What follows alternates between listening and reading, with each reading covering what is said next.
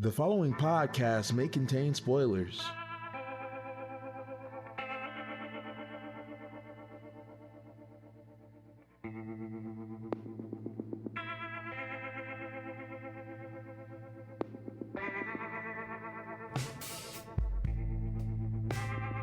Hey everybody, it's good to be back.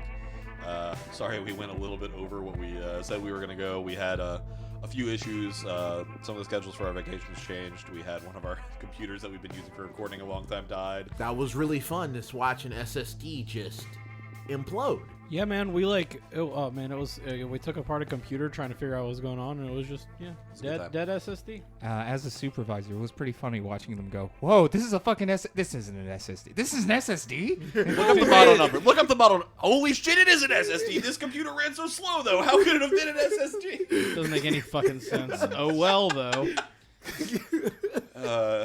It was a good, frustrating few hours, but, we have a new setup now, so all's good. Yeah. And it's honestly better than it used to be, so good. Welcome back, folks. We're finally truly bougie podcasters with an Apple rig. Oh, no. Oh. Okay, what's our names? My name is Jonathan Kinney. I'm your host of the Treading the Path of Heaven podcast. I'm joined, as usual, by my co-hosts. I'm Bill. I'm Rich. I am Seth. Oh, wow. You really And, get everybody's names. Today we are doing another one in our series of Knights episodes, although it's not a full Knights episode, given that we won't be covering the full length of the series. It's a Twilight's episode. I said that we did one of these before. I think the Twilight was what we did for Absolute... No, that was Purgatory. I don't remember. We've never done a Twilight. We never actually called it that. It call still it went up a as a sunset? Knights, but I'm pretty sure I made This is the like same joke. this is more before. like an evening because, okay, we're gonna try something a little different here. We're gonna cover everything that See, I've read. Okay. Yeah, Hold okay, on. yeah. Let me set up. Let's start I've here. read all of King's Avatar. I've read it all the translation. I've read the machine trend. I'm a big fan of this novel. And okay? after... I now understand why. Apparently, I know they've made an anime for it. It has a manga now, and it has a live-action television show. That's Sure right, run it by bang Netflix, does. and they've got pretty yang in there. I don't think it's Aw. run by Netflix. I think it might be just published by Netflix. Netflix buys up a lot of shit. Well, They'll put their it's name out, on it. Yeah, No, I know, but they Yeah. produce. it's they marked as produce I believe lot it's of marked stuff. as a Netflix original, but I'm not sure. I mean, the That's not to say it's not that. Netflix original just means that they're putting it out on their gives the platform. marketability to the Chinese market. But hey, Yeah, it's more people to buy subscriptions. certainly. What's going to be fun about this, though, is I have not watched the live-action show. And I have read, I think, maybe 100 chapters of King's Avatar, but both Bill and I have watched the recently put out live action show. And it was pretty sweet. And Yeah. we're gonna compare notes here, guys. So bear with us. Yeah, so basically the live action show does have a second season planned, and I believe, I'm not 100% sure on this, but I am of the impression that it intends to push on to the end of the series, although it may take a couple seasons, I don't know. That was just given the pacing they took in the first season, it kind of made sense that that's where they'd go. But essentially, they second season is already in production. It's planned to come out later this year, I believe. I don't know if it's going to come out on Netflix, but it's being filmed and in production right now. But as we've I believe we actually did a normal episode about King's Avatar. So I mean, a very We big, did far back, back before there was an anime, or right after a couple episodes of the anime had come out. We were really excited to talk about that and how it was slightly different from the book as far as we had seen. Maybe the first episode had come out, I think. Yeah. I actually had it on a on an external hard drive. Yeah, I remember you had to download it, and we watched it, and it was weird and esoteric and hard to follow if you didn't already know what was happening in King's Avatar. Yeah, it was That strange. being It said, was fun. I think it did do a really good job of. If you were to creating go the back setting and that- watch it again, you'd be like, Oh, I get this. No, I almost certainly would, yeah. But yeah, I really liked the live action show when I watched it the first time. I started watching it, and I was because I was like, oh, cool, King's Avatar, a thing we've talked about. I wanna go support this, and I ended up watching. I think it's 40 episodes. They're all about hour length, and I ended up watching the entire series in I think a week. wow. Yeah, you were slamming through it pretty hard. Kenny and I watched it over the course of a couple of months, but I am firmly on the 75% because I've watched the show and I understand the story. The story itself is wonderful, but the show itself has issues, mainly with translating people playing a video game in live action and making that interesting.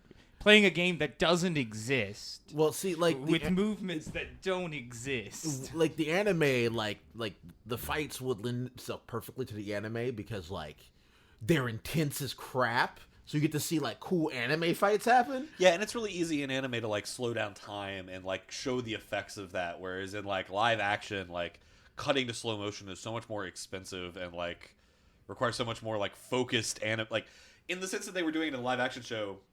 The game part was animated. Yeah. It was all computer generated. And honestly, I think they did a decent job of the visuals of it. Oh, yeah, no, it was gorgeous. Yeah, I haven't watched, I haven't watched any or read any of this, but I was in the room when a lot of King's Avatar was watched, and it was, it was a pretty show.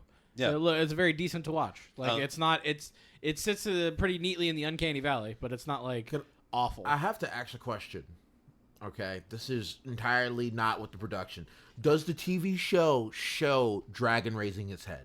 Yes. Yeah, absolutely. How does that look like in the TV show? Okay. Do you mean the keyboard actions, or do you mean the actual like the look of the move? How they do Well, I don't know. Kenny, I can't imagine them. I've only read it. I'll let Dragon Bill raising its- describe the action in the game because I want to take the keyboard part. Fine. Take my rage. So it looks it's a battle mage move. So it's a dude with a spear with armor.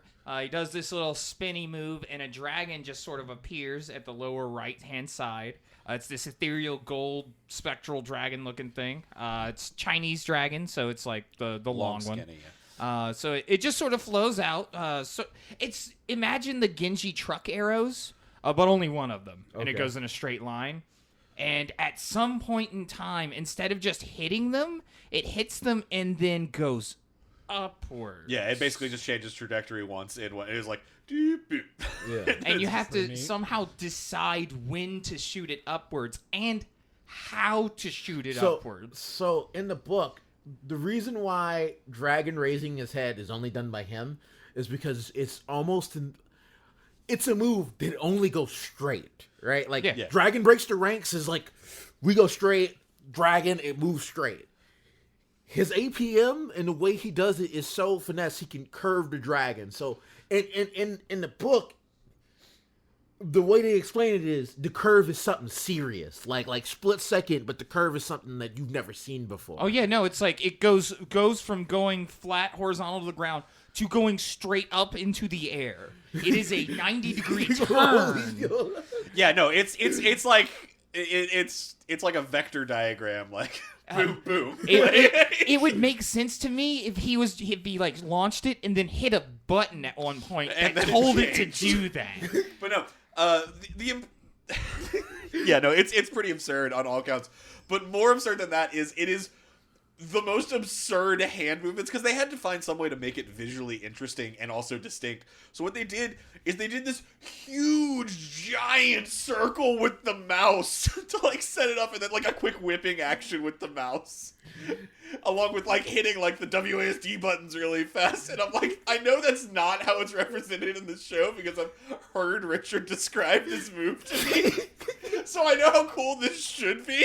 But you like I'm just sitting there going, no, that is not how video games work. I No. get you. You don't make a big circle with your mouse. Like you would have just sent your camera spiraling out of control just now. Don't you tell me that. yeah, no, I'm very much in Bill's camp on this because like I feel the same way about that he does about the show. On the second viewing when I wasn't so much like trying to like desperately understand what's going to happen to the story, who's going to join, how's all this going to work out, which I was much more concerned about than the actual like I don't know technical details of the show, but there are a lot of issues with like there was an awful translation at first. Like, Oh, God. like almost unreadable. They translated healing as transfuse blood. Give blood. Give blood. Yeah. It was bad. It was very bad. Oh no. Like it was like you had to both understand what King's Avatar was and understand game like culture really well and be able to approximate other like It's like if someone who didn't know what games were had to try and name actions in games. And And that's how they translated it. Restore vitality. Oh no. It was thick and Add blood! Add blood! I couldn't get through it. But then immediately, like a couple of days after I said, nah, I can't watch this, they released a fixed translation. There was a huge outcry of people that are like, this is unreadable garbage. What are you guys doing? How did this get past QC? I think we talked about that with actually some listeners in our Discord as it was happening too. Yeah, So, no, like, we definitely did. But they pretty quickly, I think within like a week or two after the show got put up, they had fixed the subtitles. And after they did that, although it wasn't perfect, the shitty translations were the exception and not the rule at that point. Not to say there's still some like weird stuff, just like where Chinese doesn't translate well to English. Give me an example. They just do things awkwardly, like where they'd end sentences with like an adverb that shouldn't be at the end of a sentence. Like it's just like things that like it's not like terrible. It's just like a little off, and it feels a little off. They didn't have good localization to make this communicate. They didn't. That makes sense. But there are a lot of problems with the pacing of the show. Oh yeah, no. Whenever we go to like, oh man, Guoguo's sad again. Oh boy, everybody strapped down for 2 episodes of Guoguo being sad. Oh wait, she fucked up again.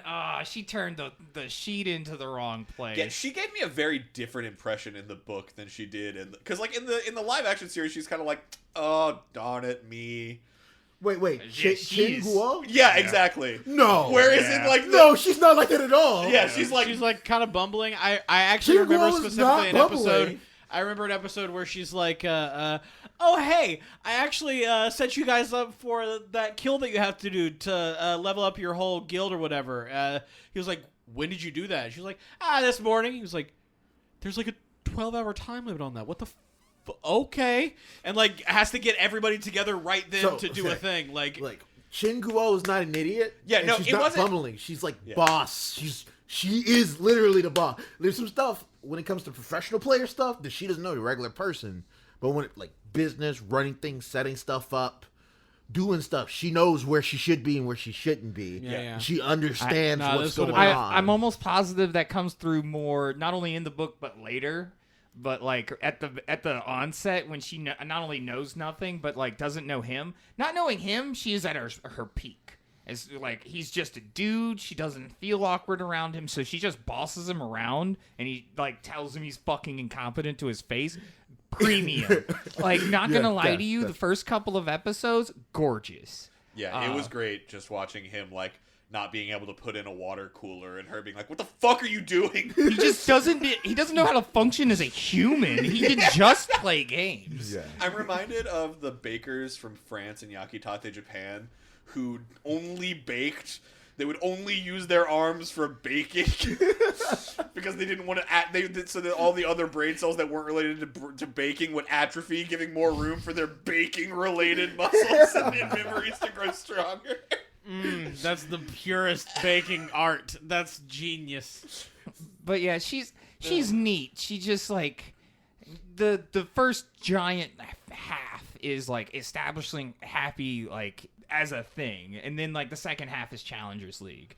Once Challengers League sets in, boom, game starts happening again. Everything's fun. It's just yeah, there's like a middle point between when you're like, there's the part where it's like Jun Monjiao is Lord Grimm is just like the important part of the story, and like that arc is hilarious and awesome because it's him just trolling the entire 10th server of Glory. That is accurate on so many levels. Do they cover him selling records to, like Herb Garden and Tyranny and legitimately, I started to feel so sorry for the guild president of Blue Rain. Like, he becomes an endearing character because of just how hard he gets trolled. Did they show that the guy who was the guild leader on the Tim server, he had earned that, right? For Blue Rain, did they show them roping him in to become like the babysitter for their okay. All right, cool. Yeah. Yeah, no. All right. No, his life is so hard. The first Poor Poor man. My first quarter, you just get to see all the trials and tribulations that he puts people through. Like the hey guys, just stand here. Just stand here. I'll be back, and we'll have the record. One of my favorite moments in that show is the moment where he's bragging to everyone about the record that their team holds, and then like as during the meeting where he's talking about the records and how they're gonna go take everything else, so Juma Zhao helps someone else get the record, and it gets announced in their club room. I used to love like. And then he's just like, records exist for them to be broken by us. Walks off crying as soon as no one can see him. Oh my god. Oh no. Or the guy who ends up becoming the happy fan club president. Oh yeah. His initial getting trials with fucking Lord Grimm. That guy legitimately might have had a more dynamic character arc than the actual main characters of the show. I have never seen someone turn around so hard. Like, oh god, and like the scene where he's trying to make it up to Yang Yang with like all the gifts, and just like He keeps giving him hyacinth-related goods. It's like, I'm allergic to hyacinth. Oh, so they added a little more character interaction for minor characters here. It seems like yeah. They I feel like I don't know. I do really like the King's Avatar live action, and because like I think what was important, what the live action show wanted to convey was the life of an esportsman. So like when they made cuts, I honestly think it was in the service of telling that story, because like everything in this show, every theme they hit about is about that esports life. It's about like what happens when my body can no longer keep up those APM, like. Oh yeah, like with their old guy Warlock who comes in. Oh yeah. And he starts having hand injury issues in the Challengers League. And like okay. how difficult is it to be here? How like I love that concept of like, yeah, if you're here, you know how to execute. Everyone here works hard. Every single person, like you can't be here if you haven't put in the work. What do you do that separates you above that? Yeah. Like, Or like that super set. Speaking of the Warlock, that super. There was a moment where he goes back because like everybody's like, oh well, what, blah, and then they like storm off to go do their own things for like a second. yeah, Like everyone gets mad because they fucked up once. and like once was enough. That tore it. But he goes back to his old crew, and everybody just like gets together to play for a second. Then they all have things to do. Yeah, they all get together to do a raid, and in the middle of the raid, like, all of their wives or significant others or whoever call them and are like, hey, why aren't you home with the stuff yet? And he's like, oh, sorry, next time, bye. And they all just, like, Okay, leave. that's cool, because that does not happen in the book. Like, wait, like that didn't happen. Like, and they just so Wei Chin just being, like, by himself and being like, fuck, I just want to play Glory with people. I guess I'm going back to Happy. Like, Okay. Yeah, like the show does some cool stuff. Yeah, that's cool. Like no, I agree. It does show like this is kind of what it takes to be a professional player. You have to live it. You have to live at this compound. You have to train. You have to go to meetings and like talk about the Practice game. things that aren't fun. Like, exactly. Yeah, oh god, we gotta go farm for equipment so we can rebuild the umbrella for the third time. I hate Sun Jiang, but I also love him in the show because like every time you see that guy, he's like after everyone else has quit practicing, he's there practicing more intensely than any of them were by himself. I gotta give credit to Sung Xiang. Like, he is really good. Like, there's a reason why he was chosen to take up the reins of Ye Chu leaving Excellent Era. Yeah. He never hit a like I don't know if they covered that. Did they cover the rookie block? Because the rookie block is a real thing in regular sports, but they cover it in this one. They had some kind of stuff where they talked about like where they'd show like the secondary teams that were like training to try and get into Team 1, which I think might be kind of what you're. So the rookie block, okay, for people who make it into the Glory League, like this is your first year on a team, and your first unveiling, and you have talent, you do pretty good, right? To become rookie of the year, you do pretty good, and then the teams figure you out, right? Like halfway through the season, and then their stats dip because everyone figures out how to deal with this new person, their play style, the rookie block. The rookie block is a real thing. It happens in football. It happens in we get footage, we figure you out, and then we shut your ass down for the rest of the year. Yeah, Sung Xiong is one of the first that never had a rookie block. Like he's the real deal. Yeah, he's really fucking good. He's not a captain. He's not a captain, mind you. He's a terrible captain. They point that out in the book that the real captain was my man Thunderclap captain, fucking Shao Shiken. He's the real captain there. But he's the only one that had any machinations in that entire team except for Su Mu Chung. But that's... but she's not going to do that. Not for them. Also, Su Mu Chung. Yeah, great but she would, and that's the point, is because she is a fucking sportsman. Even if she is playing against the people she loves and cares about, and could legitimately ruin their esports career, her dedication to glory and being a professional is enough to beat the hell out of her opponent. But I do love her communicating with these people. When we're done here, win or lose, I'm leaving your team. I'm not here. They did did they in the book talk about them as kids a lot? Because like they had a ton of flashbacks with her and her brother.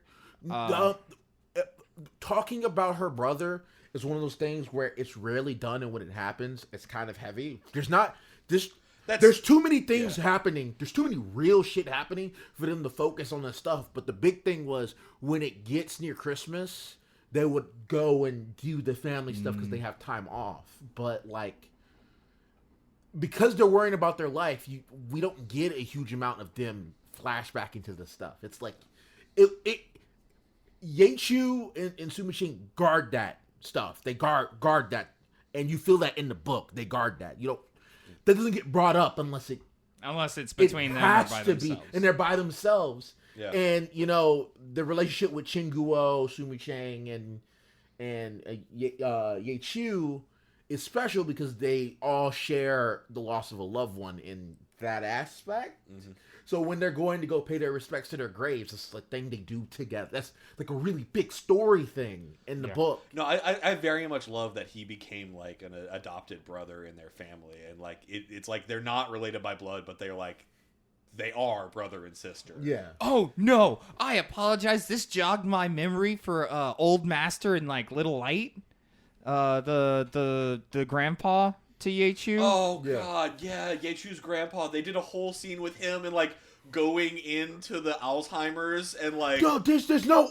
That's new. That's just. Tell me about this. That's TV show only. I don't know anything. Okay, about that. so his dad kicks him out of the house after he leaves, and his dad's like, "Don't come back."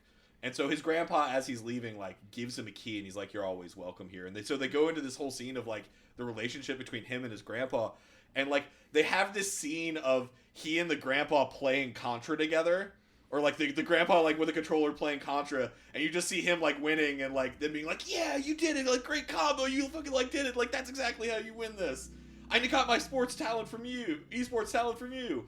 And then at a certain point, they show that the controller is like not plugged into anything, and Yaechu's just like playing underneath the table to do it. But it's like they had this whole thing of like where they play together, and then like they have this. He's got like a tape recorder that he gets later that listens to, and it shows this story of him like being like, "Remember to ask Little Light if he's found a place to live. Remember to ask him when the channel they're gonna broadcast the esports competition on. Remember what if they're gonna do this." And then like it's a really sweet thing because he brings the tape recorder to the first match at the Challengers League, and like after he wins, he's like, "Little Light wins the competition." Oh, was like fucking powerful. Wow, that's not whoa. I like that's interesting. But it was just this like collection of like phone calls, and it's like, "Hey, Little Light, have you ever since you left, I can't seem to win the game. I'm looking forward to seeing you again. Have you found some place to live?" And he like keeps asking him on every time, like, "Have you found some place to live?" So they covered that about his brother and his family reaching out to him and leaving him messages, but they never touched on wow. Yeah, so it seems like they've taken some straight liberties in general. That's cool though. While not messing with the actual core plot line, so that's impressive. They did get Yang Yang to play his brother. That was fun. They had Yang Yang play both. which led to some very funny Guo interactions.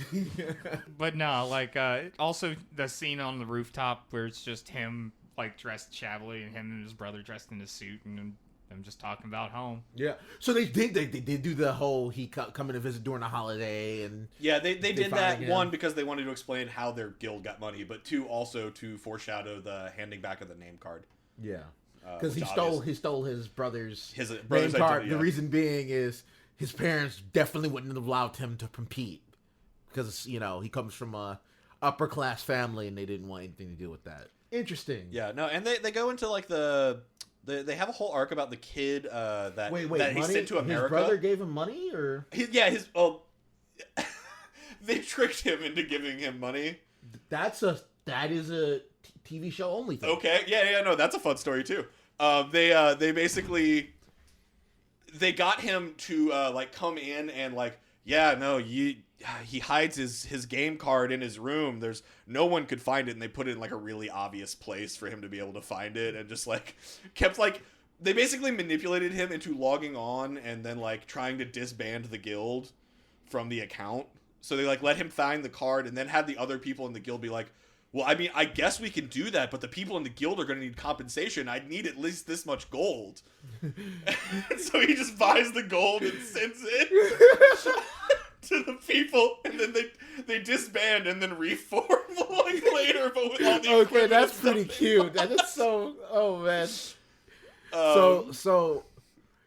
So okay, in the story, the way they were able to get gold and get money was my man, old warlock Wei Chin. He figured out a way of farming skill points, the most valuable thing ever. And did they show them selling They did that, the yeah. techniques to teams for large amounts of cash? Yes. Basically, yeah, I mean, they didn't show those scenes, but it was discussed. That shit was intense. Like the contracting and proving their point of how to do it and all that, and how they made sure that Soft Mist and Lord Grimm and the rest of them got max stats. Wait. Y'all didn't get to the point where they increased the level cap. No, actually, that does happen. Well, I mean, at least once. Okay. Because that actually happens. I think right before the finale of the show when they match up against Excellent Era, because that's like that's what's gonna throw it all into the thing. Because it's like, well, now they're getting stronger, but there's no strength increase for the unspecialized, because they don't have any high rank skills. So like they're not getting anything new with the level up cap increase, and that's why they're gonna win. Because there's always got to be something making it unfair for fucking Happy. Nah, man, Unspecialized are just broken, dude. You got hundreds and hundreds of skills to use to make these combos that are impossible for other people to do. Like, yeah, Jesus Christ. Oh man. Oh no, it's great because like with the exception of like one or two times in the series, basically anytime Lord Grimm like starts, he wins. Oh no! Okay, one thing that the game had, the show has, like over the book, specifically dynamic camera. It is it is the one thing I want in every game. It is like the game just knows. Like, oh man, something cool happened. Let's do it like a sweeping motion. Like, yeah, no, they cover that in the in the book, specifically in the stadiums and the way the cameraman and the broadcast works. They talk about how the broadcast. No, this is everything. This is like, are you playing a normal game? Yeah, no, this is just what happens. There was a time where they had an Easter egg that they had that Muchu had built into a level that he had designed. And they just, like, show them talking on top of it, and as they're having a conversation, it just keeps zooming out and out, so you see the map in greater size. And it's like one of the spirals that, like, go in on itself. Yeah, the paper that has one side. Mobius strips. Mobius strip is killing me. Did they cover, like, the special events or running into other people trying to become pros and trying to sell themselves to teams, or... Did they like the second one? Not so much. The first one, more probably less in detail, but like they had a lot of scenes where like other guilds were competing with them for shit, and like a lot of They show like the boss fights or like a lot of the in-game content was like boss raids. Okay. They did scrap picking. That was so you met Mofan. my man Mofan. Oh, yeah, yeah, Mofan is the best. I love that. Mofan's the worst. Come on, man. Mofan is the best. There was a moment where they had just won a big victory and they were like all drinking. And so Yichu drinks, has like one drink and like instantly passes out. And Wei Chen is like talking about it. It's like, well, no, that's how you know he's a real professional, because he's afraid to drink because he can't even let his mind slip a little bit. And he's like, and that's how you know it's real. And he's like, but I can of course drink. And you see Mofan with like multiple bottles in front of him, and he just like looks down, picks up his drink.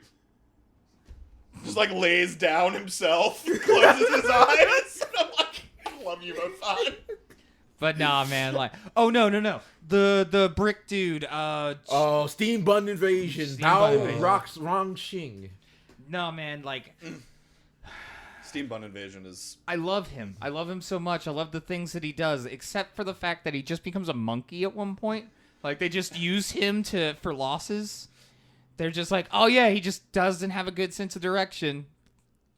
Yeah, like the game has like a hard time, I think, translating why some of the matches went one way or another. So sometimes they're just like, oh man, I was into an area of the map I wasn't used to. I got lost and they shot me from high ground. I'm like, you couldn't look up, dude. You're not incompetent. That sucks. Yeah, there's But sometimes like Steam Bun shouldn't be the punchline of a joke, because he's one of those characters where like he's literally like a happy secret weapon, in that he's a wild card entirely. That's true. And like you pair him with Ye Chu, who can make up for the fact that he's inconsistent, which makes him even more deadly, because he can like make top tier players like trigger them by the way he plays. do you know how many bricks I've thrown? I've thrown more sand than the Saharan desert. So he's doing like cool stuff, like hiding poison darts within the sand, and like I'm very like, yeah. I honestly eat kind my of want brick. Good. the time when they all dress up to be professionals and he dresses up like a Yakuza thug with a brick. It's good time. And they like leave him. We do not know this man. So let's see here. They you guys told me off mic about how they did Tangrel. She's like I don't know. I feel like all the characters that aren't Yang Yang honestly got a little bit shafted in this, because I think they just tried to make him, because he was super attractive. He's so pretty. And like in the book, his personality is so forceful that it forms all the relationships around him. Whereas like his ability for glory, but like his looks don't factor into it. But like I think the fact that he keeps his personality in the live action show, but also looks super pretty, just puts him in this weird unspoken state of dominance over the other characters. Like in the book, they talked about how like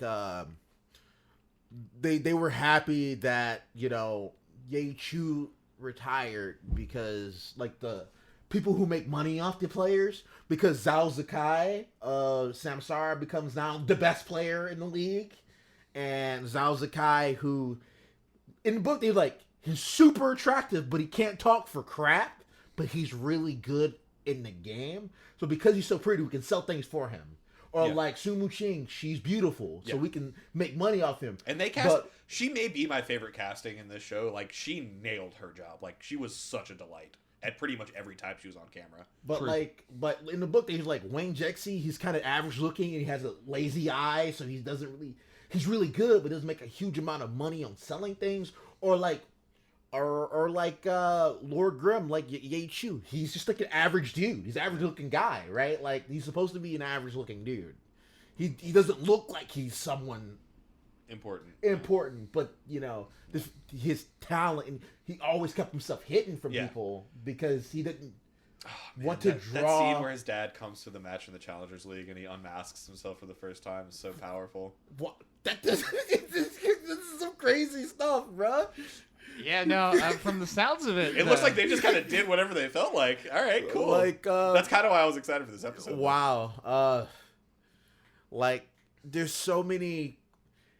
Like you realize the reason why he doesn't have a huge amount of money is not because they weren't paying him a lot. It's because he was taking care of all of his first and second generation brothers to Glory League because they had bad contracts. So all of his extra money was going to help them move on with life. Because early esports didn't pay anything. Yeah. So like Wei Chen making his money via hustling in game after he retired because he thought, this is season 3. It's time to move on. The new generation's here. And he retires and he realizes, no, I want to taste that. Like every time Wei Chen steps into a match or like wants to get past Challenge League into the matches, and he's working hard he's an older guy. He's one of the oldest players. He's older than Ye Chu. He's in his late 20s. Yeah. I understand that. Like, you can only do so much, right? And they start like laughing at him for as an old man. But he's one of the few that he can play the crowd like a wrestler. Like when he comes out for matches, he'll do like bows. He'll rile them up on the way because he needs to get in their mind to mess them up. Like there's this. I'm gonna jump ahead just a little bit for one of the many victories Wei Chen has, right?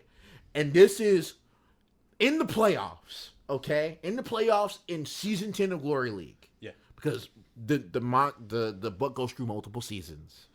But Well, hold on. What season are they in whenever they start? That's 10. So season 9 is when they go into Challenge League. That's season 9 of Glory. Season 10 is post Challengers League when Happy's competing in season 10.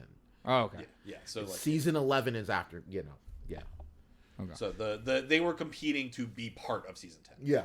I wanted to make sure that lined up as well. Okay, so they're having a match, and this is I'm not even talk about this. Is like let's do one of the season matches, okay? And he's fighting they're fighting against Tyranny. I'm not even gonna do like the really impact one. They're doing the Tyranny, and they're doing on this really technical map Tyranny chose to take advantage of their lesser experienced players, because Happy's a team of rookies And veterans. and 3 old men. Yeah. Because you guys probably have not met Fong Rui. What did he do? He had the golden hand. He was the dirtiest thief.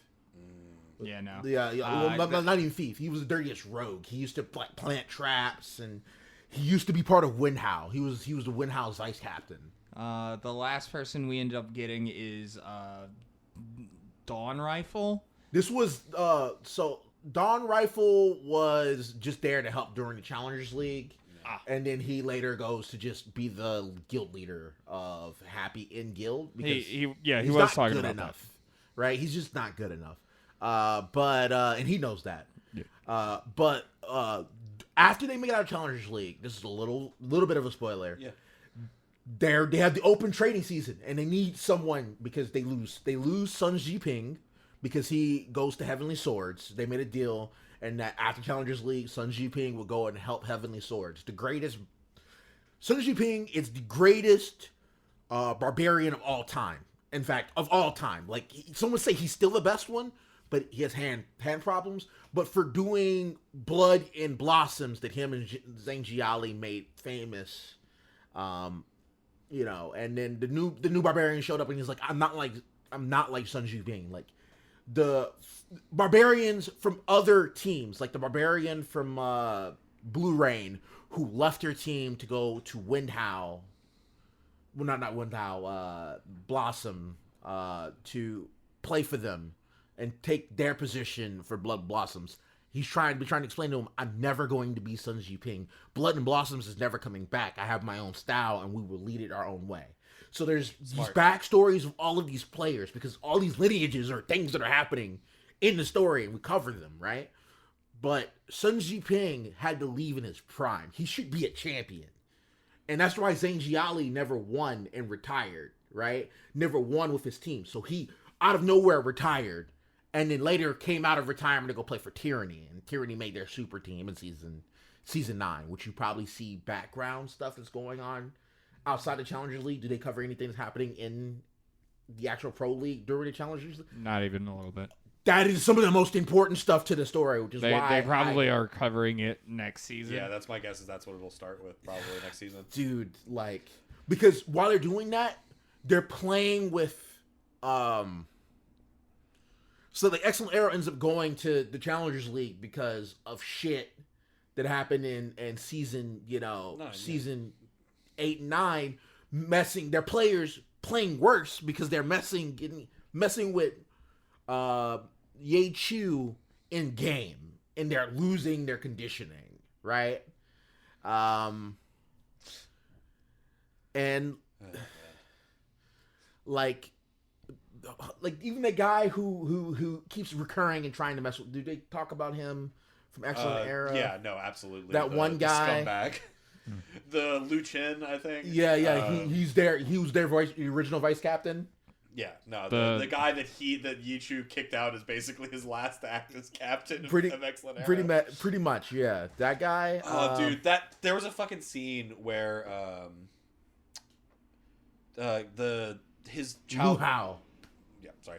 The other guy, the guy that he was Tang Zhao, the business guy for Excellent Era. Yeah. When he was talking to Lu Hao, he was like, well, now that Ye Chu's gone, I mean, obviously I should be put back on the team, right? And the guy, Tang Zhao, just looks at him and he's like, sorry, like, when Ye Chu made that decision, he was still captain. It's just like, you deserve that, you piece of shit. So, like in the story, Lu Hao, he's a problem. Like the problem with Lu Hao, right, is not that he's not good, because Lu Hao's a very good spellblade. He proves that time and time again when he goes to other teams. He's actually really good. The problem is one, he's unwilling to put himself out there, and two, he's thinking about other crap instead of playing the game. Yeah. No, like Lu Hao's, he's all about politics. Yeah, instead of playing, but he's like a good spellblade. But if you would just play the game, he'd probably be good. He'd probably be good. But no, he's too worried about scheming and being a righteous He became a vice captain for a reason. He was really good, but let's mess over Ye Chu, whatever, dude. Try not to fucking play for yourself. Play for the team, you piece of shit. Pretty much. I will say one of the weaknesses of the show is I never actually get an explanation on all of the classes, or like what they do. Yeah, you have to kind of pick it up by context through like seeing them fight each other. Oh, dude, they go in and, and I would love like a table. I would love to have seen them pull up like a table. Like, did they ever talk about the difference between a cleric and a paladin? No. And why that choice matters in the way your team stability and the strategy of your team. That's what I mean. A cleric, and that's about as deep as the introduction. So they don't. I take it they don't get explained why Anwen Yi, aka Little Cold Hands, is such a savage. No, because he's actually like trash. He's not trash. He just only knows how to heal well. The beauty of him is the beauty of Little Cold Hands is not that he has mechanical skill, is that he has the best decision making humanly possible. He's always going to make the correct decision. He can read the room, read the situation. He can triage. And because of that, it was like, I can teach mechanics.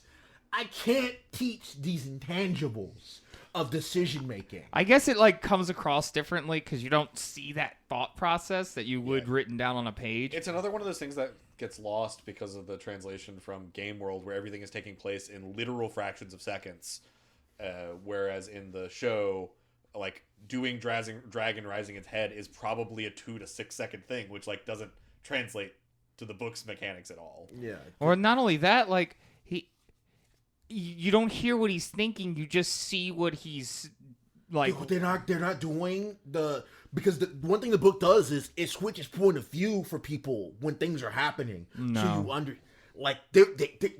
they design faking a weakness. Like in the Pro League, Happy's weakness is their healer. It's Little Cold Hands. If you focus Little Cold Hands, if you lock them out, you box them out. But they're like, gotcha. That was the plan the entire time. They did something like that, but it was hard to follow until it happened. Yeah, and they do a lot of things that feel very arbitrary. Where it's like something will be hit, and then they'll lose 14% life. Why? 'Cause. Oh. Yeah, no, they do gloss over the nitty gritty for like put broad strokes. Like, see, games happening, right? That's why I do have that reservation. Like, I do love this show, but like, you have to like look at the game part and like kind of close your eyes and go, yep, that's how games work. Did they ever try to explain like the high level talent of starting a combo and then being in a person's shadow, like always outside their field of view while you're juggling them so they can't tech correctly to like, yes, but like in a sentence or two, and you kind of had to pick up what they were saying. Because they were saying it was like, because it was like part of like Tang Ro's understanding of Yechu's shitty drawn diagrams. They drew diagram. What? It was like his like beginner notes of like how to do it, and so like he drew like very simplistic things where it's like, here's a person, move this way, like here's how Z motion works. Z movement is crazy, by the way. And like so he did like real simple drawings that were just like, here's like a person, and then like here's the paths you would move, and like she saw that and was like instantly like, oh yeah, this is incredible. I totally get the message of this. And Guogo looked at it and is like, I think this means you're supposed to take breaks to eat. My understanding is so good. Oh my god. Yeah, Guogo unfortunately is a punchline more Damn, often than she dude. should be. She got Flanderized. Boom, boom. But yeah, Tang Ro is actually great. I think she's one of the better female characters in the series. Did they show that Tangro is just a straight up bully / bulldog in the in game? She is hyper aggressive the entire show. Like she holds. She gets baited. She's unga bunga. Like if you played fighting games, she's literally a gorilla. She's just heading forward, and she's like, okay, he's supposed to be like technique wise. Hold up. I have asked. There's a guy who plays for Tyranny, and his tag is he's like the APM guy, right? Did they ever have her at the what is it?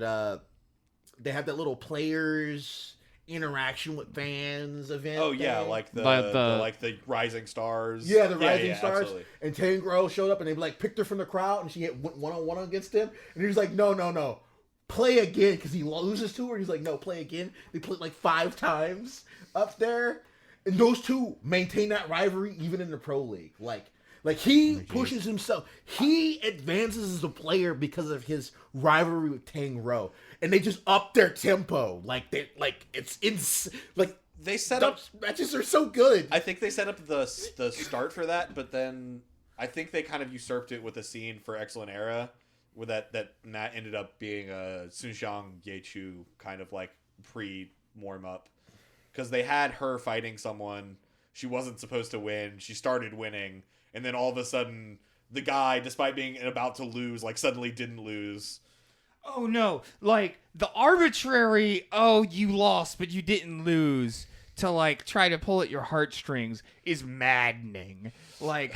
Oh man, they lost, but then as they're walking away with their shoulders slumped, one of the guys from the commission comes up and is like, "Oh, guys, sorry, there was a mechanical game timer was off by 0.5 seconds. Actually, that hit." That does not happen in the story. We didn't think it did because it was arbitrary and bullshit. Ever. Yeah, like they definitely took some liberties about how matches played out, but again, that's because like the actual meat of that is the techniques and mechanics that they were never able to actually elaborate on. Okay, I got it. I got how the show like trumps the book. It has 5 songs. It does have 5 songs. And maybe you might listen and be like, "No, I've heard more music than that." But no, it's the same 5 songs played at different themes or speeds. Yep. And it's all there to tell you how you feel. Wait. Am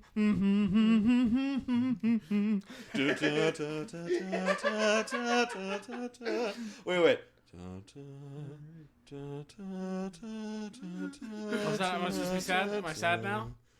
Oh god, I can't believe we just lost. Oh, how could this happen? I have to just play it better and pick myself back up. Oh no.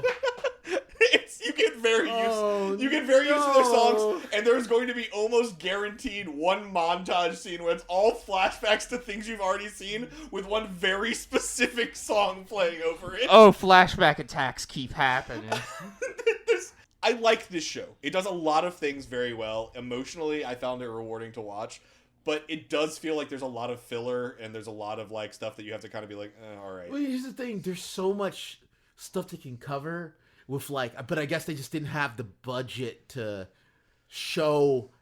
Well, it might not even moves and in-game interactions and all these, because this is a giant, giant cast of characters, and everyone's important from all the teams. Yeah, even the reporters are important. Even the reporters you run into, you learn them by name, and they're important. Oh no, we get like maybe 2 reporters, and we get a bunch of voices, and that's usually what we hear is like reporters' voices calling out like really divisive and incisive questions. Like these are like vicious people. Well, like press conferences are a big part of the story. Like if you read it, even when they're doing stuff in game, the whole time, like ESPN is in the background and their personal chat messages are going, and he's in all the professional player chats, and reporters are calling, and he's reading like throughout Happy's climb through the Challenge League and in the pros.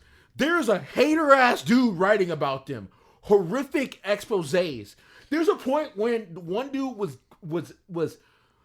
Tangrowth is a bulldog in real life, and during her press conference, she was like, I want to 3-0. I want to OCV a team. Yes. I'm going to OCV a team. Yes, she does say that. It's going to happen. And they're like, you need to apologize.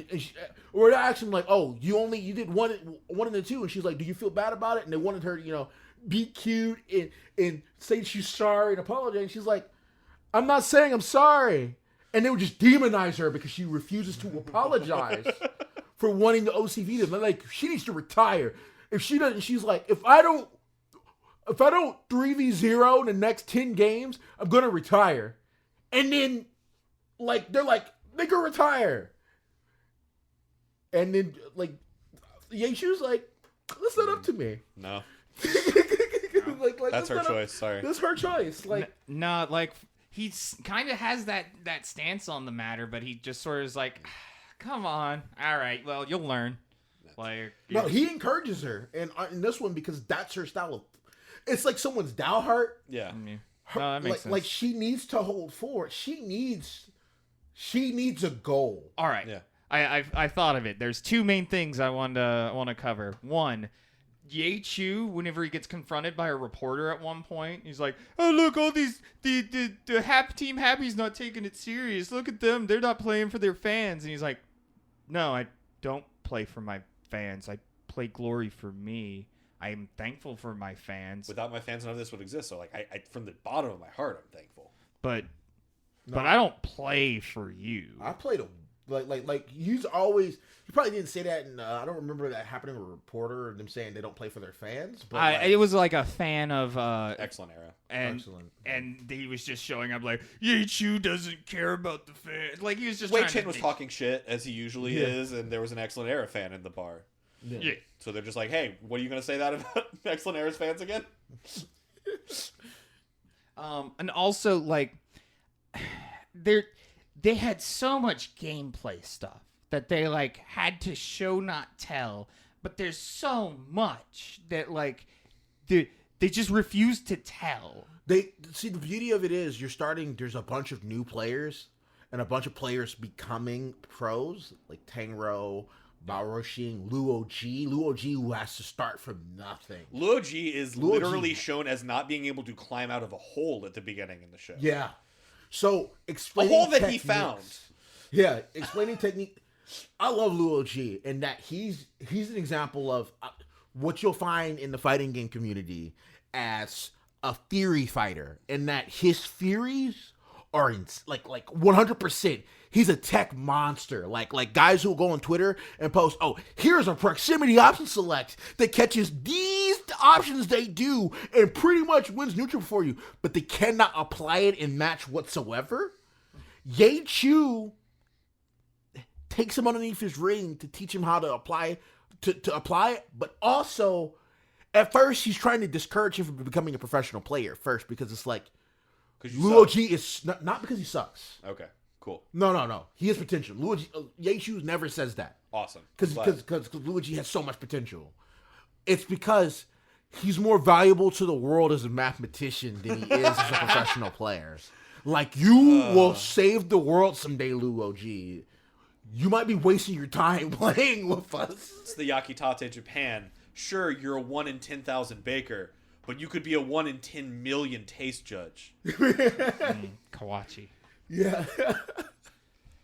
like Luoji, did they show how they met Luoji? He was making guides that were so complex and so difficult for people to follow that they would like downrank them as this is impossible. Sort of.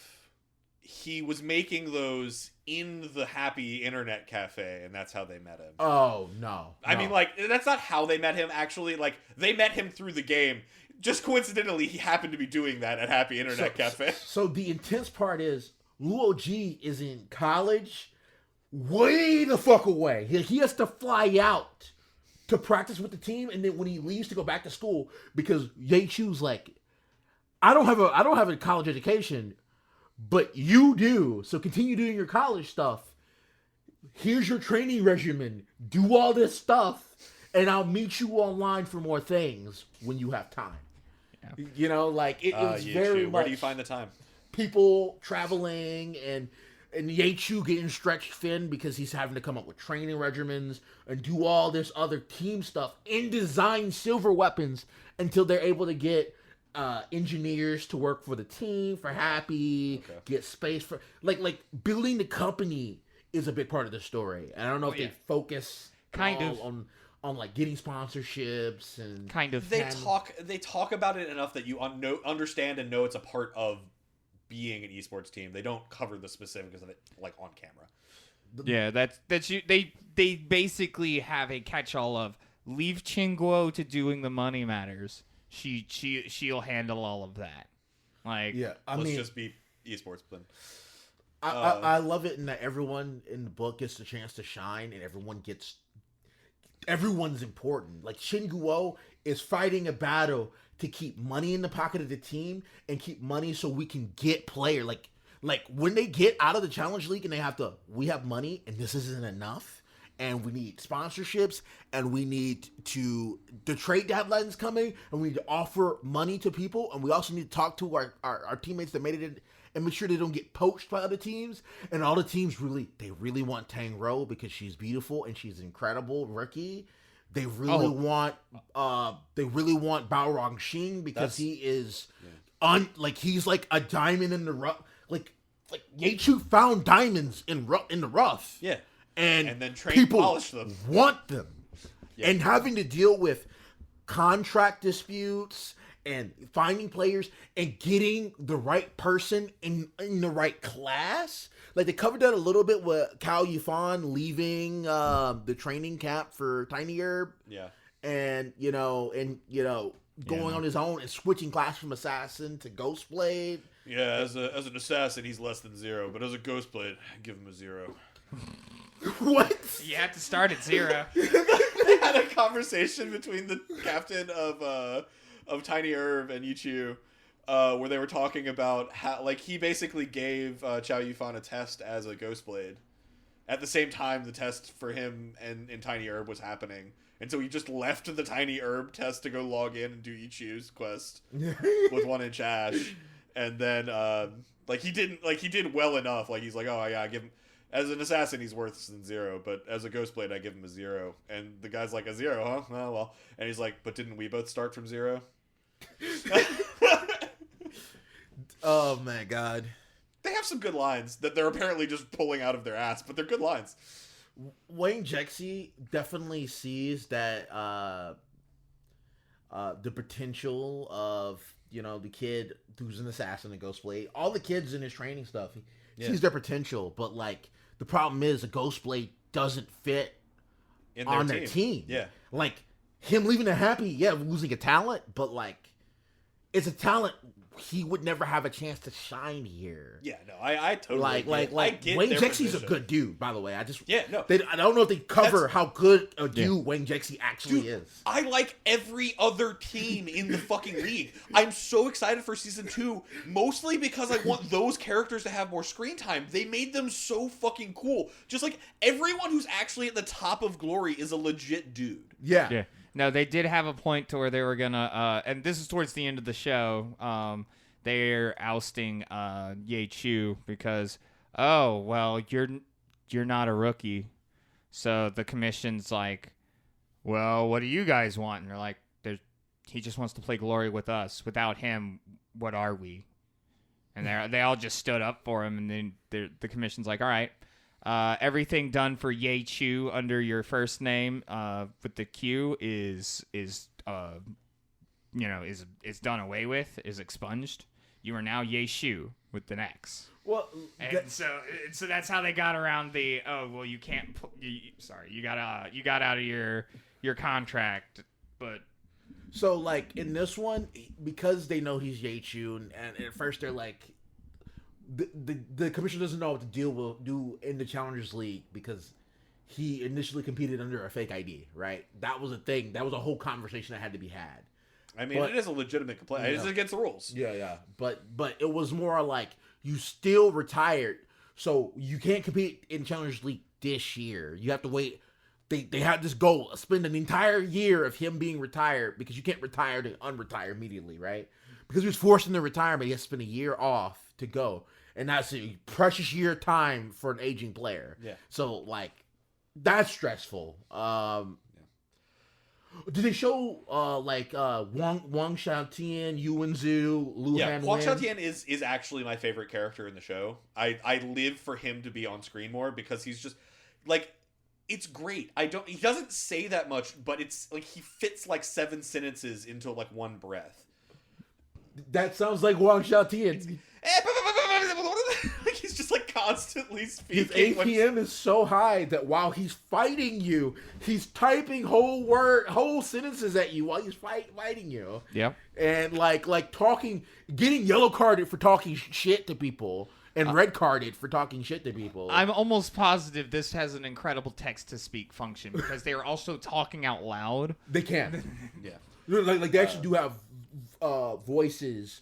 And that was actually conversation that happens in season 10 because it wasn't allowed for them to use voice communication in the booths in game. The reason being here is they want to limit you to instructing your team by typing, which is bad for a strategist like Yuan Zhu because he's known to be a cripple and that his APM isn't very high. So typing at people, one of the strategies people do is kind of like Hack a Shaq. Like Shaq, like remember, I don't know if you guys know the NBA, but Shaq was so dominant that it was easier to just foul him and make him miss free throws than let him post up and take shots. Wasted his So time. they were just like, just foul Shaq, make him make free throws. That's better than letting him run free. For Yuan Zhu, he's such a strong strategist. The key is change your strategy so fast in game that he can't type out what the team correct should do strategy in to time. beat you. He'll know how to beat you, but he can't communicate it fast enough. So they're like, we should. So they always have like these rule things, like the NFL, where let's change the way the playoffs should be played out because this isn't good for ratings, or let's allow voices in match, but it's like that people like watching the strategies typed out on screen. It's hard for us to funnel the voices of people into it. What if they curse? And then they bring up the problem of Wang Xiaotian. Yeah, he exists in our league. We can't do this. And you're like, yeah, no, you're right. That's the end of it. All right, adjourned. I haven't read the scene, but I'm assuming that's what happens. Ah, jeez. Or like Lu Han Wen, the youngest ever professional player, getting like him being a blade master like Wang Xiaotian, but instead of using a lightsaber like him, using a greatsword, which is something that most blade masters don't do because they're so much slower. But the kid just The way can he do it. plays is so, dude. The style of play with like people like, you learn the style of plays of all the players in the book, right? Like what weapon they use. Like every class use different weapons and they do different stuff. Like if you're a sharpshooter, you could use a long rifle. You can use this type of gun. You can use shorter range guns. All this other stuff, and you'll realize like, yeah, these are two sharpshooters, right? You have, Zhang Zhuan, who uses a long rifle, versus, Zhao Zakai from Samsara using two pistols, auto pistols, and the way they do it, and that Zhao Zakai's gunfu he's one of the few that can be within 3 yards of someone using gunfu because of how ridiculous his execution is. They had that scene kind of in the Challengers League between Dawn Rifle and one of the gunmen. They ended up like KOing each other, but yeah, it was more of like a... They kept being like, wait, this guy shouldn't be able to fight in here. He's not using the right weapon to do that shit. But yeah, no, I guess to just put a capper on it for what I feel my quarrel with it is, like the show does a lot of showing and not nearly enough telling. I hope they fix that in the next but that's season. like, I mean, that's a TV problem with making. No, that's a TV making like Rule. staple is show don't tell. Yeah. So like, yeah, sorry. but then they didn't show enough. I mean, like show because it sounds like they're like one of the big things are like explaining how gunners work and like gun lines and understanding positioning you need to be and why they have the strategy and why they chose this map. It sounds like they had to choose to make sacrifices, and one of the sacrifices they made was the level of detail that they could share. No, and that is absolutely the case, and that's what I meant. Sorry. No. It sounds like they left the overarching story and like, I mean, most of it, and like the themes and like still story beats and all that, but like they just took out the Isaac Asimov level gritty sci-fi fucking crunchy bit on the bottom. Yeah. Like, And I think that's very accurate. It's what I was trying to say when I was mentioning earlier that like the story the director wanted to tell was this is the things a person following an esports career faces in their life. Yeah. These are the obstacles and glories that they get to experience. Mm-hmm. And like if detail needed to be sacrificed in the name of that, they would absolutely do that. A couple things I hope they do in the next season. I hope they show I hope they don't cut out more Sun Ziping. I hope they show more information about the Alliance team of Happy. What is it? Team Heavenly Swords that helped them out with money and they gave them advice and they fight each other, but everything with Heavenly Swords. I hope they cover the glory leagues outside of China, like the EU and America, and players coming from the EU style of play over to China and causing trouble. Like suddenly teams that weren't a threat, they literally got a player from the EU to come play for them and changed their style of play so much that they started destroying things. That's awesome. Like an aggressive guardian, like a guardian, a tank, being like a savage and destroying people. Like, that's awesome. I'm looking forward to that. I really do hope they get into that. Crazy, dude. Because like, I mean, they've done the work. Like this season was like, I enjoyed it and there was a lot of good comedy and like they obviously sacrificed some stuff, but they did a lot. The stuff they did put in, I think they did a pretty good job with. It just wasn't enough of it and enough detail. But yeah, like the reason why I like this show is because I think I lived with you and got to experience at some small level that esports life, that constant travel, the training behind the scenes, like all that, the dedication and the practice that's necessary to be a part of that world. And I think that really gave context to this show for me. Because it helped me, I think, understand that part of your life more, which is something I really appreciated in the show. But yeah, I don't know. I hope it does a little bit better in season 2. I still think it was fun. I definitely want to watch it now just to see like what they made Yaechu's parents and grandfather look like, because that's crazy.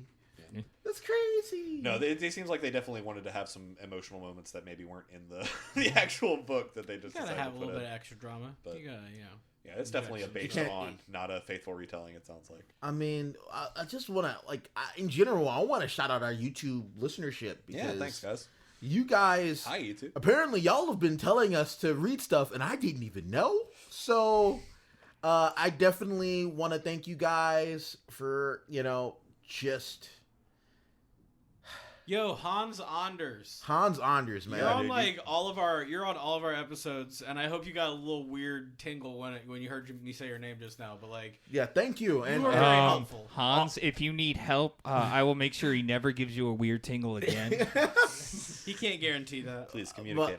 but we've seen your recommendations for the 4 books you've recommended for us, and I'm gonna look into them. I'm gonna try to look into them. What's one off the top? Let me go grab Reincarnated as a sword? one. Yeah, reincarnated as a sword. He brought up. Let me go and pull it up. If you guys go ahead and talk about some other news. I mean, we could always talk about our points of contact, which are tiger.rollercoaster@gmail.com, and then also at Tiger Coaster on Twitter, and then also our Discord. And now on YouTube comments, We've always because been on YouTube. We've been on YouTube for a bit, but Right, but but- we're saying it now. Yeah. So that's cool. Yeah. But yeah, it was good to be back in the saddle. Glad to get back into a book that Richard's so passionate about, and it was a fun watch, like I said. So if you have any interest in King's Avatar, but you don't want to read a bunch of technical descriptions of moves, maybe this is the avenue for you. right? Check out the anime and really read the book, dude. The Yeah. drama in the book, the interactions with the character. If you find a character you really like Wang Xiaotian or any of them, or if you want to see what Wei Chin's really like, or see Luo Ji win a match by himself, I Nah. do actually want to see that. please, Nah, see summoners played the style summoner he played well. Yeah, Bruh. I remember when I asked you what class you would play and Summoner was your first choice, I was very surprised given the way the show displayed Luoji. There's basically, I think, Luoji and then, one other Summoner in the entirety of the show that I can remember. No, 2. There was one in the Assault on Tangro outside Kanji City. I mean, if I played that game, I would be the best summoner, and I would be one of the gods for sure. Because the problem is, there's no summoner god. There's never been a summoner. It's just a super hard character class, but it has infinite potential, and there's Fucking Mesmers from Guild Wars. so many styles of playing them. There's the Force Spirit style. There's the Elemental style. There's the amount of macro and everything a player can do. Your summons can do if you can micro them, and the microing is.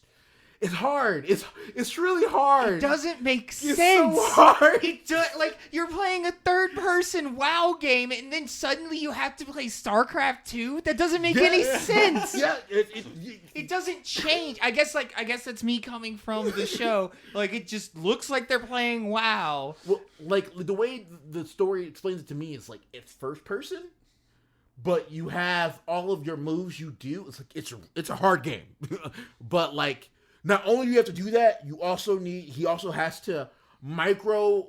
Now you can be bad and let the AI auto attack your minions, but that's terrible. Your minions aren't gonna do anything. Yeah. Your corpse flower is gonna do nothing. If you're not controlling it, Players you're not aren't. playing a Summoner. It's imagine you ever played TF2? Yeah. You know how they have the gunslinger engineer item that lets you aim your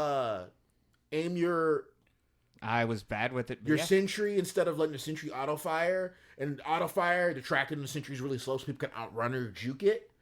But you could use the gunslinger to control it and lead shots for your sentry. Yeah, but how did that work? Didn't it take away your control of your main character? Did not. You would aim, you would FPS aim a laser and the sentry would hit it. Kinda.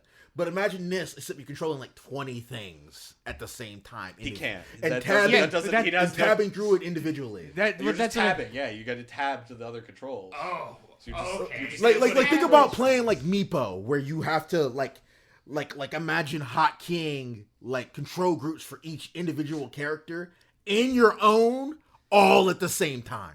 Yeah, that's what I mean.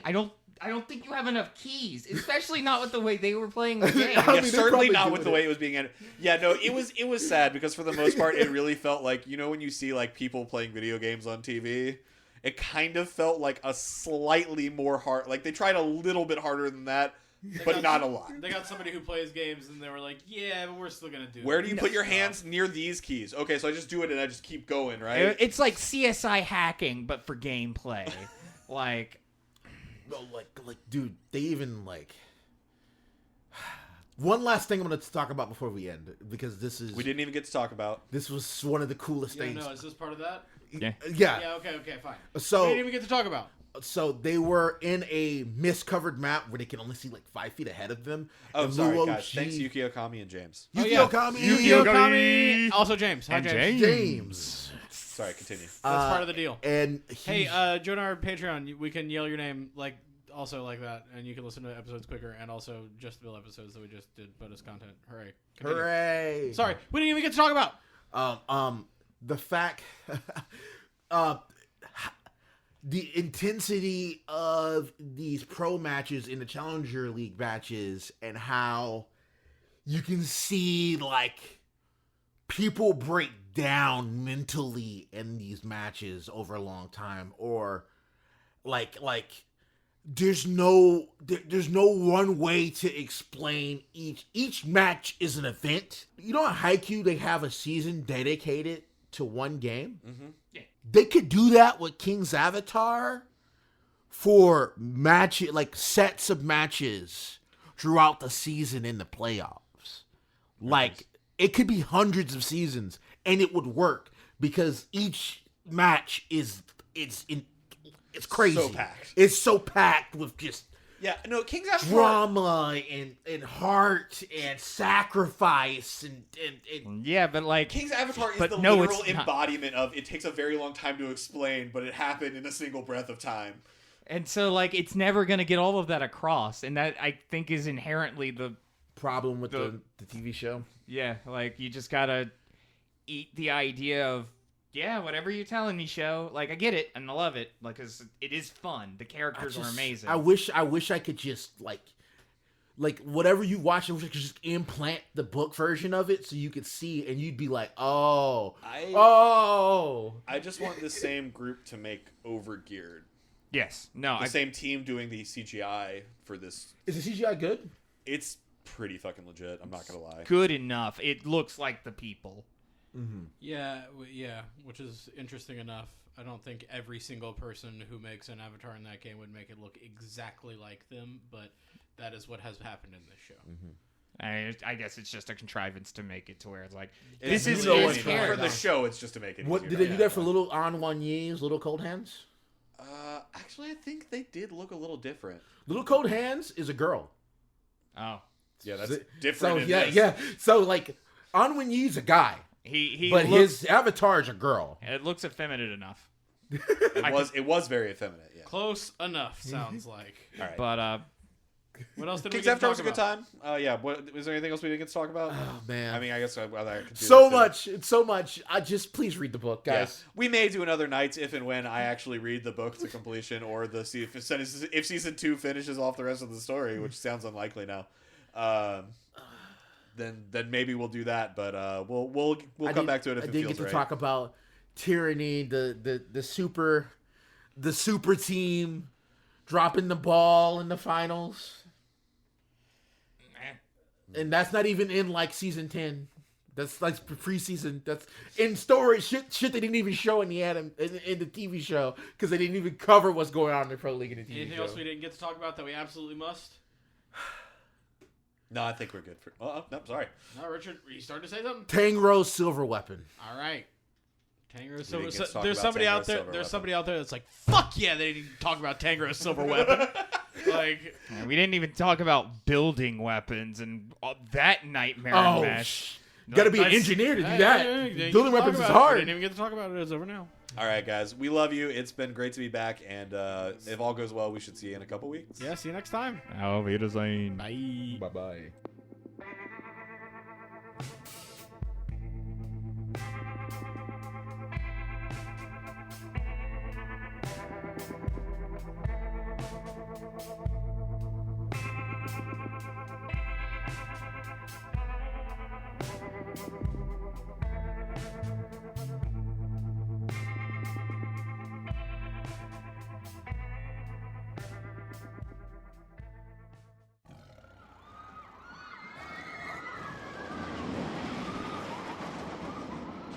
Tiger Roller Coaster Productions. Tigers are scary. You try to get off.